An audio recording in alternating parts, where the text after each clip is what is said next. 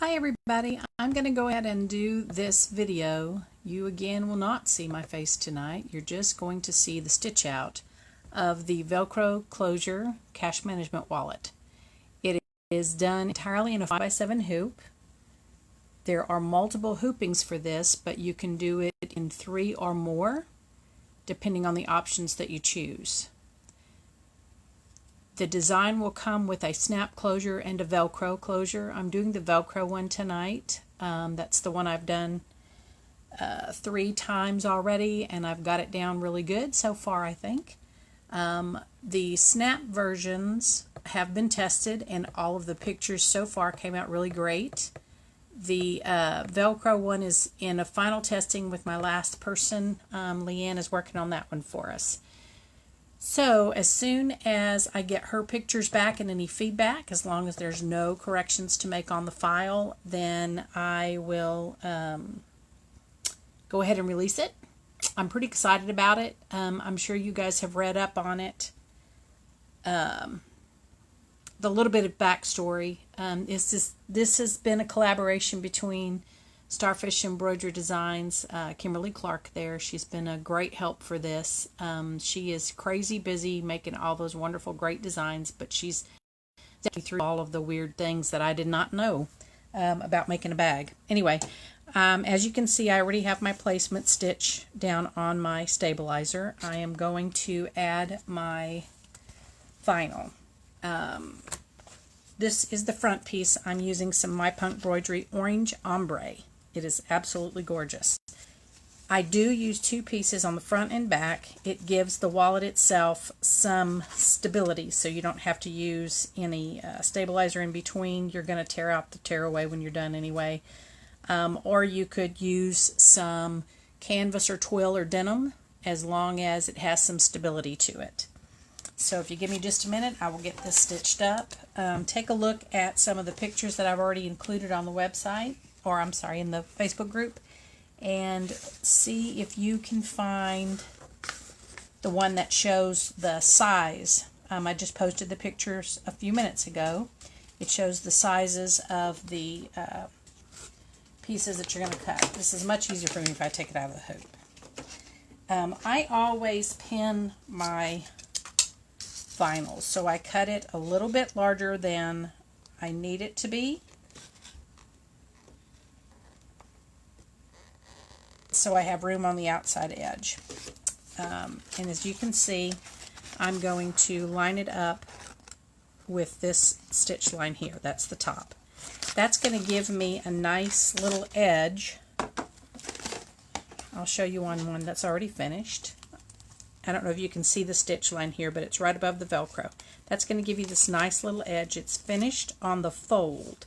It is not finished on the sides or the bottom, but I had some purple fabric marker, and as you can tell up here, I didn't put the marker down inside the channel, but I have purple fabric marker, and I just went around the edges of it, so it looks a lot cleaner. This is a little embellishment tab that I printed on my Brother Embellish satin ribbon printer. And on this version, I also added the tab for the hardware. This is a finished design that I did earlier today, so you can see that it already has my cash envelope sleeves in it. It has the gift card insert as well. That's an option. I skipped one. I don't know what I was thinking. I didn't cut enough, so I just kind of spaced them out. But the instructions for this are all included on the single PDF. This also has a template in the file release that has the size of these little inserts. Now this is just some cardstock I had laying around, but you could use the back of a cereal box or anything else that you can recycle. And another thing that works great for a template, this was cut from the Dollar Tree plastic disposable cutting mats. They come 3 for $1 at the Dollar Tree, and I use them for pattern making all the time. You can write on them with a Sharpie. It doesn't come off. They last. You can trace around them, do whatever you need to do. But I staggered my tabs, just like if anybody's ever worked in an office before.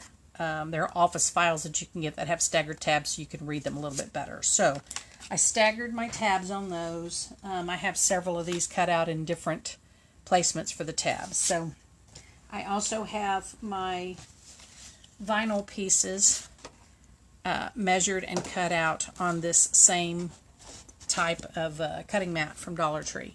This is for the front piece, 7.5 by 9. This is for the back piece, 7.5 by 11.5.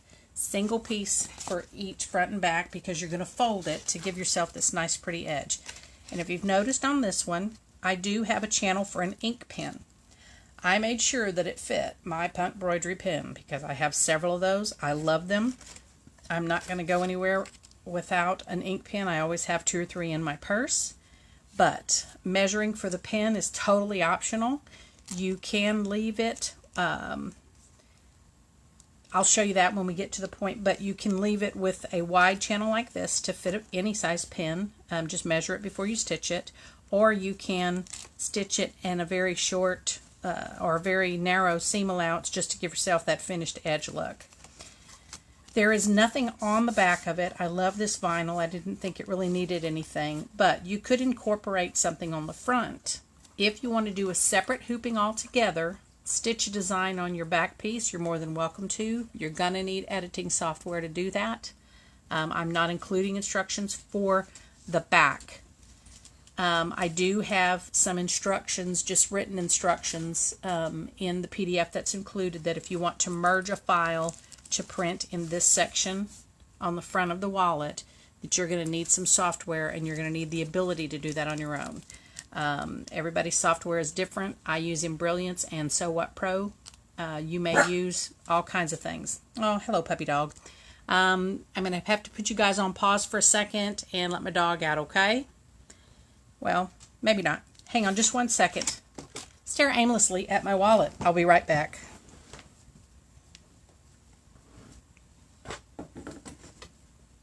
Come on, Crypto, let's go.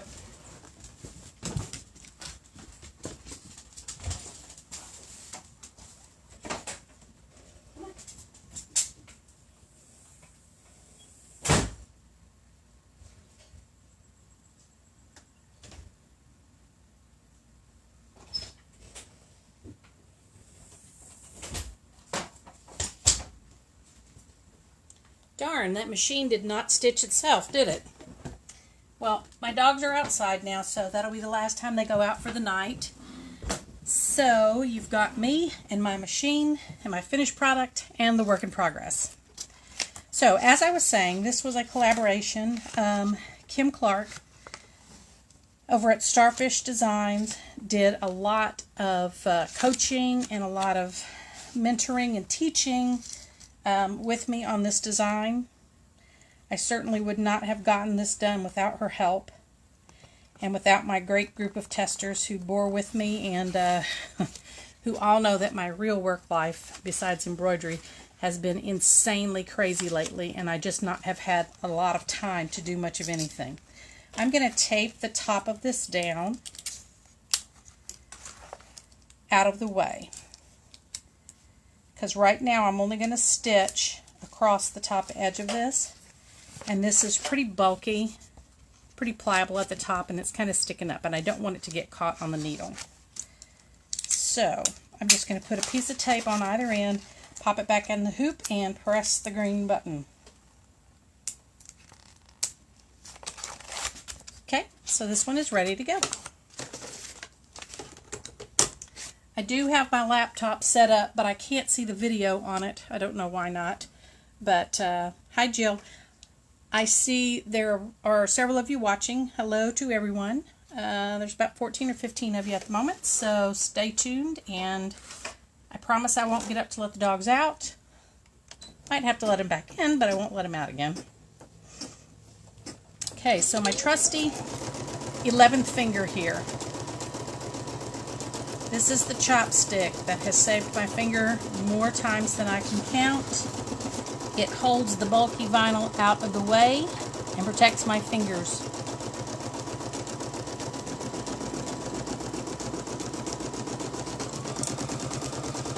Now, if you notice it's stitching across the top again, that's because this piece will not be included in the other stitch line, and I got that as feedback from one of my testers that it just looks nicer if I can finish that edge again instead of a single stitch. So, I'm going to go ahead and take out these pins because I don't need them anymore and I don't want them to accidentally get in the way. So the next thing it's going to stitch is the placement for the Velcro. Now originally this design was set up to use 1-inch Velcro, but Debbie, one of the testers, went to 4 different stores today looking for 1-inch Velcro and couldn't find any that did not have adhesive on the back. So she was able to find 3/4 inch Velcro. So if that's the size that's most common at the stores that we can get locally, then I changed the design to accommodate that. However, I have 1-inch Velcro. So mine are going to stitch out. This test was stitched with the 1-inch Velcro using the inside lines. If you can tell right here, these little purple lines right inside. In the black, it's kind of hard to tell, but that was stitched out with the wider placement stitch and tack down. So when I stitch the Velcro on this one, it is much wider now because I have made that channel a lot narrower. It is going to leave a lot of edge unstitched. So with that said, as you can tell, if you look at the channel itself on this one, is much narrower than the channel on the purple one. I don't know if you can tell that or not, but there you go. So I'm just going to line up my Velcro. I know that some people have a preference as to which order they put Velcro in. It doesn't make a bit of difference to me. But I'm going to line up the edge of the Velcro over the placement stitch, and I'm just going to visually check it to make sure that it is centered. So there's the placement stitch right there. And I'm just going to center the Velcro over it. Now I can pin it or I can tape it. I think I'm going to try and tape it because I didn't cut enough of the edge to pin it to keep the pins from getting in the way.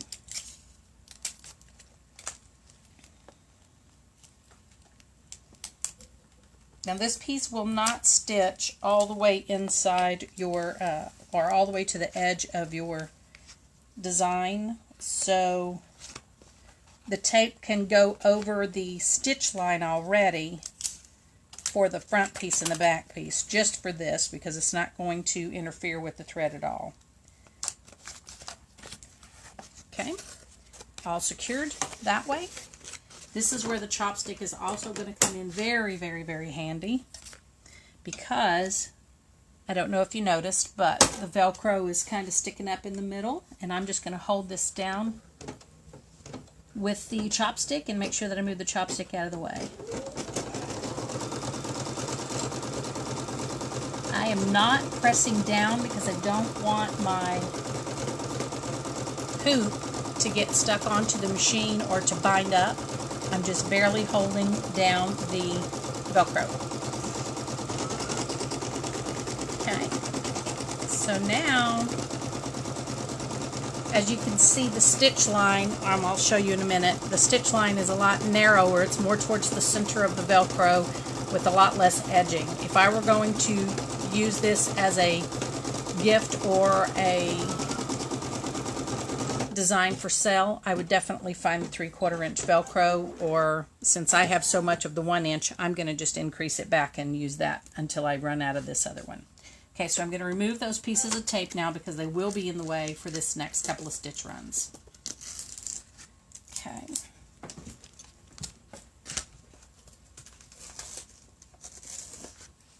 One of these days I'll show my face on camera, but I don't have the right setup in here yet. Okay, so this next stitch is the placement stitch for the Velcro that will become the back here. That's on the longer piece that's folded over. So it's placing the Velcro placement stitch there. And then I'm going to take the hoop off of the machine, attach the back piece,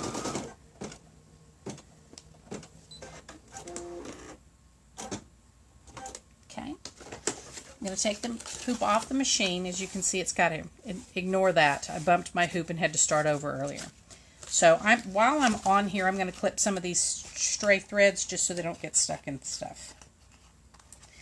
This machine that I have cuts between each color stop, but it does not cut jump stitches.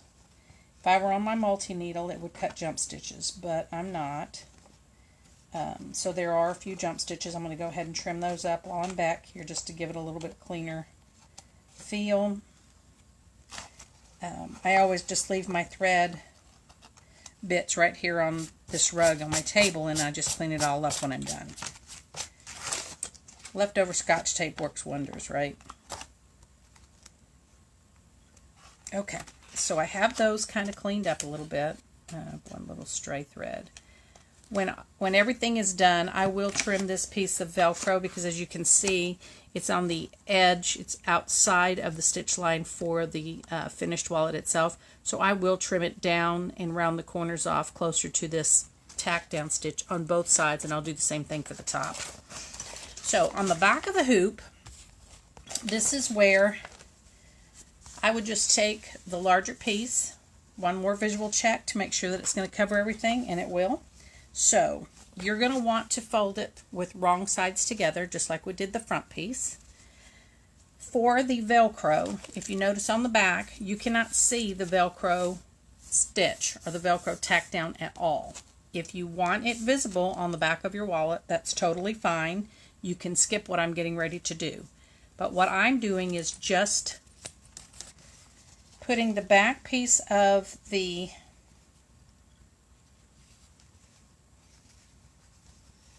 design down, and I am measuring with my pen. This is where you would measure just to make sure that you're going to have enough to make a channel up here for your pen. I don't think I cut my piece quite long enough to make a good channel for the pen. If you notice, not that piece up there, but this line right here is the top of my stitch line. So if you look right here in this corner, I won't have enough to do, maybe my embroidery pin will fit, but the other one will not. So I'm just going to line this up along the bottom outside of the stitch line because I need to give myself some trimming room. Okay, and as you can see, it's just the back side together. The good side of the vinyl is pressed up against the stabilizer. I'm going to tape this in place.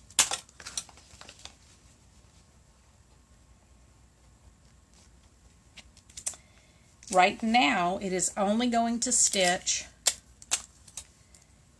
the tack down of the Velcro because I'm going to leave this unfolded.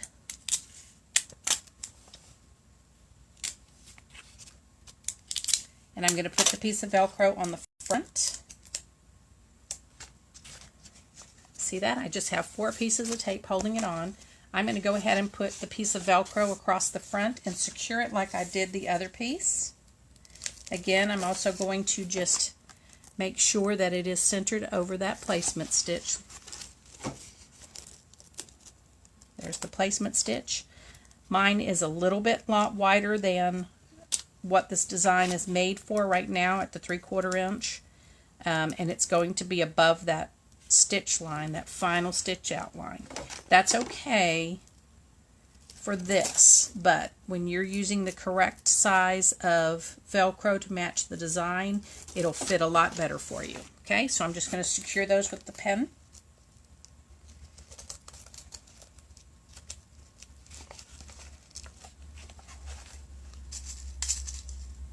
And if you guys can come up with a different way to secure this stuff without using a pen or Scotch tape or adhesive, I'm not a fan of the spray adhesive, let me know, because I usually end up with little finger pricks when I'm playing with the pens, and I end up with Scotch tape stuck on everything if I try to do it with tape. But tape seems to work better for me, but the tape does not stick on this Velcro very well, so that's why I'm using the pens on the end.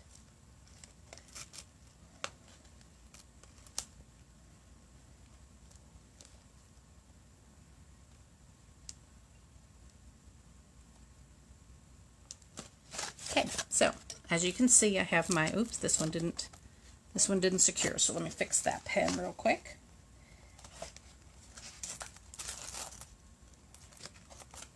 Okay, and I'm going to do the same thing with the chopstick, holding this piece down so that it does not get caught on the needle. There we go. Both secured. I know some more people joined. I wish I could see this video on my Facebook so I know who's on here with me. My little indicators on my phone don't really tell me. I can see some face icons every once in a while pop up, but I can't really make out who they are on my phone because my phone is too little. Okay, so Velcro on a regular sewing machine is a booger and a bear. Velcro on an embroidery machine, it stitches so much nicer, I think anyway. So we're just going to let this stitch around.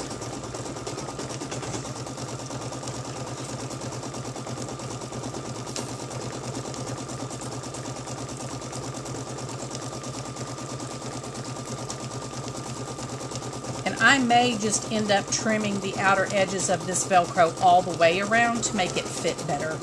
But I'm not going to do that while we're watching this video. Okay, so the next step is going to be the final outline stitch. Now you're going to have to unclip your hoop one more time.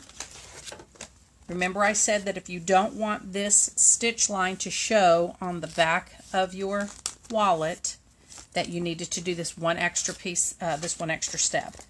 If that does not bother you, then you can just fold it down the first time when you first put the Velcro on, or when you first put the backing on, and then leave it. I'm going to remove all these bits of tape that I have all around here because I don't want that getting stuck in the needle. Okay, so now I'm just going to take this and fold it down. I'm just going to eyeball it, make it match the bottom line of what I have. Make sure that it matches on the edges. There we go. Now I'm just going to make a visual check up here. Here is my stitch line, if you remember right, not the top one. That was a boo-boo. This one here. It looks like I will have room for my Punkbroidery pen. So good. Alright, so I'm just going to secure this down again with some tape.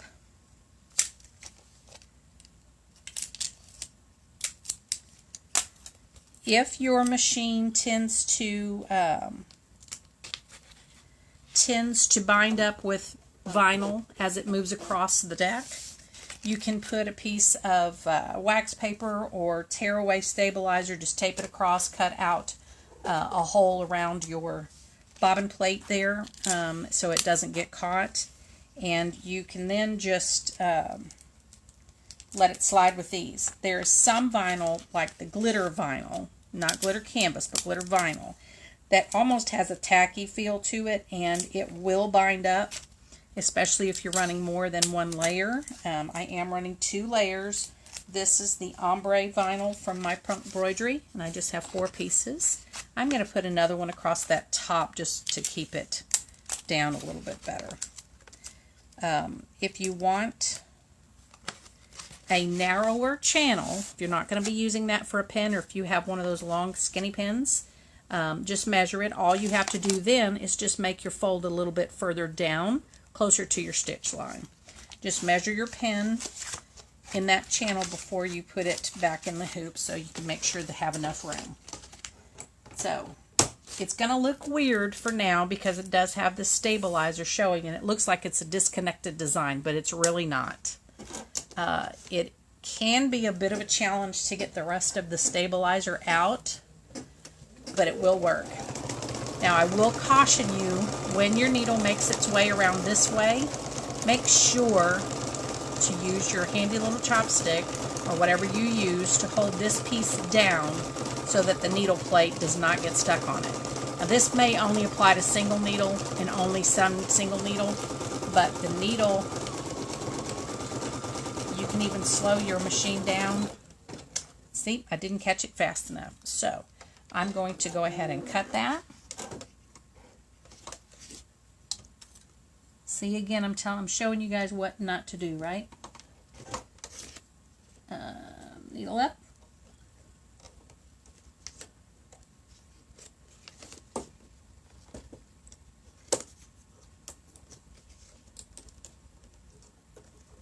I'm going to back this up. You know, I got this PE 800 not long ago. I've had a 770 for many years.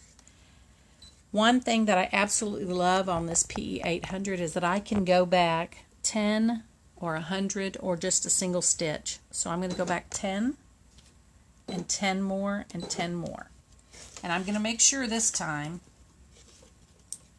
let me rethread that while I'm here. I'm going to make sure this time,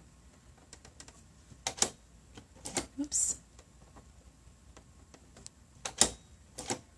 well, my needle threader is not working. Where are we at?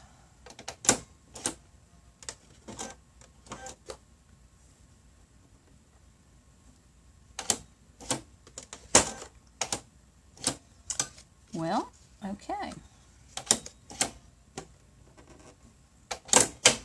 There we go. You would think I have never done this before, right? You guys always get a lesson of what not to do when you watch one of my videos, because I'm always making a mistake doing something. Anyway, I'm going to, I backed it up 30 stitches just so I could make sure to catch the piece that I needed to catch. I've got this pressed down now, and I'm going to let it stitch. Hopefully this time, I'm keeping my fingers out of the way. There we go. It caught it.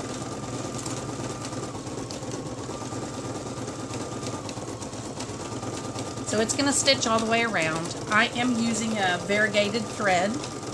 That's why it looks a little darker and lighter in different spots. I did recommend that if you're going to stitch this design out, that you use matching bobbin thread. Either matching, coordinating, or totally contrasting, but definitely not just plain white or black, unless you're using white or black and want to use it.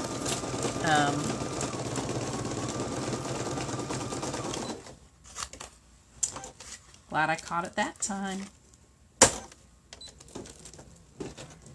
I almost didn't catch it, but I did.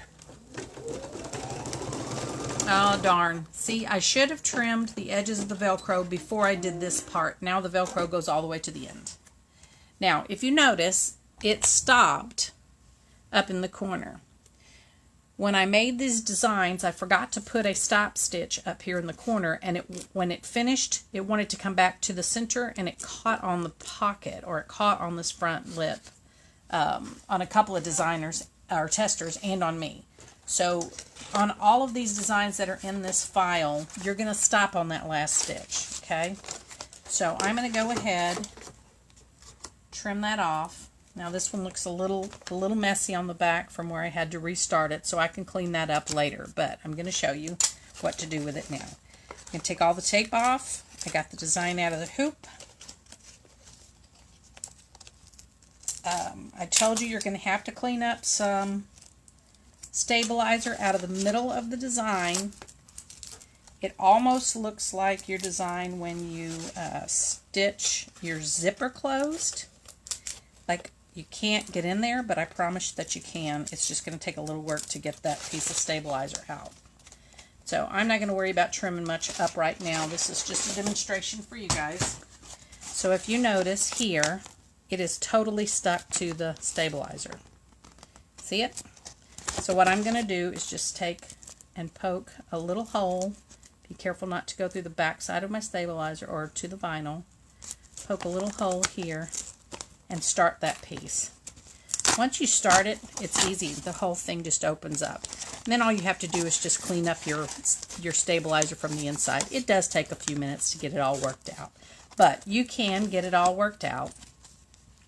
This is what it looks like on the inside. I didn't get it all cleaned off from here, but I did not add the tabs, but you would add those before putting the stitch on the front piece. You would just insert them under there and let them stitch all the way around. I did not add it, but you can if you want to, one or both of them or neither. I would definitely trim up the Velcro before I did the final bean stitch. But that's how you do this bag. And as you can see, this pin still does not fit in here. So I may adjust my pattern length by another 1/4 inch or so just to accommodate a standard barrel pin. So anyway, that's what it will look like when it's all said and done. You will also have the pattern for, this is the cash sleeves. This is made with laminated fabric or oilcloth, and it's stitched several together so you can have your dividers are already built in. Christina, one of the testers, stitched her pockets individually out of clear vinyl. Great idea. That way you can just use the pieces or the dividers that you want. So if you notice, my front one is the only one with cash in it, and that tab is for embroidery.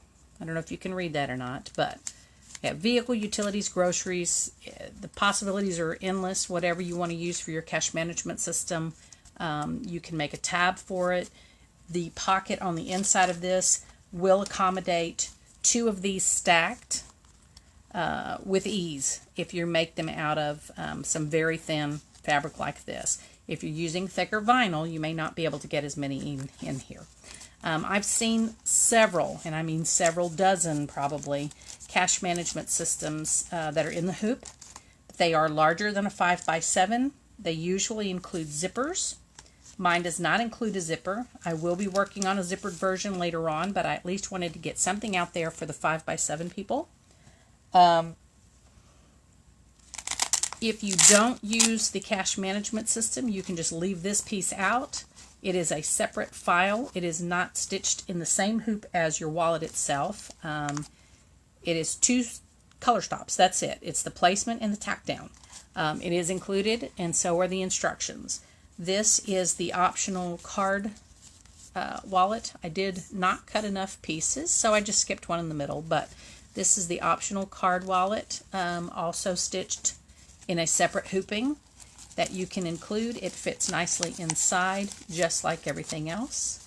The Velcro will keep it tight and secure. It looks almost like a checkbook cover. Haven't put my checkbook in there, but I can't remember the last time I wrote a check. Can you? But you can use printed vinyl. This is maple cork from my punk embroidery.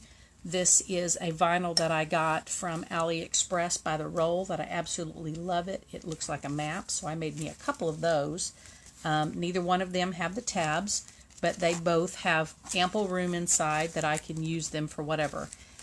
You can just fold them over, use them as a clutch. You can put them in your regular purse. You can do whatever you want to with them. But this is the one that I did this afternoon. Again, I made the channel large enough for an ink pen. I added my brand to it. I can also add that to where it's on the inside. If you don't want it showing on the outside, you can do that as well. I added a tab. You can leave it. You can use fold over elastic. This is 5/8 inch grosgrain ribbon. I just did it because I have a multitude of colors of Velcro and ribbon and thread, as you can tell. So that's my story, and I'm sticking to it for the night. I'm going to check my test group to see if I have the last few pictures, and then I will get this thing listed. Thanks, guys. Have a great night.